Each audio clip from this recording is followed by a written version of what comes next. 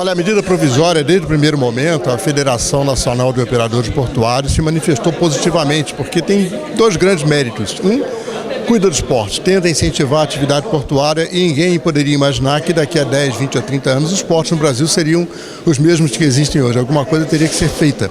A lei anterior permitia, mas o governo entendeu mais fácil editar uma nova lei, através de uma medida provisória, criando terminais privados. Nós apoiamos, eu acho que isso é bom. A medida provisória respeita os contratos existentes e esses aspectos, então, são positivos. O cuidado que nós temos que ter são referentes exatamente a essa época de transição. São dois modelos diferentes, o da Lei 8630 e da medida 595. A grande diferença é a criação de terminais privados. Nós precisamos cuidar para que nessa transição os terminais privados entrem adicionando capacidade ao sistema portuário brasileiro e não entrem de alguma maneira sangrando ou desidratando, vamos dizer assim, os terminais públicos, que hoje é a grande ferramenta do comércio exterior que o país tem.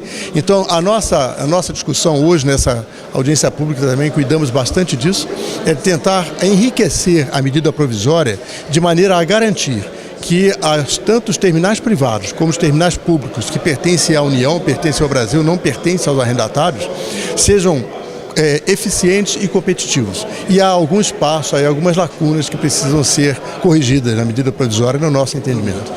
Uma delas se refere exatamente à entrada dos terminais privados, não está regulado a forma como eles vão entrar. O que nós defendemos é que seja expresso em lei, que a medida provisória, seja expresso em lei ou na medida provisória no momento, que a entrada desses terminais privados se faça mediante a análise do cluster, da região em que esses terminais vão se enquadrar. Por quê? Porque terminais portuários devem sempre operar com um nível de ocupação que permita que ele seja eficiente. Então, se você coloca uma proliferação de terminais privados, isso pode, em vez de diminuir o preço, pode prejudicar, aumentar o custo em função de operações pouco rentáveis.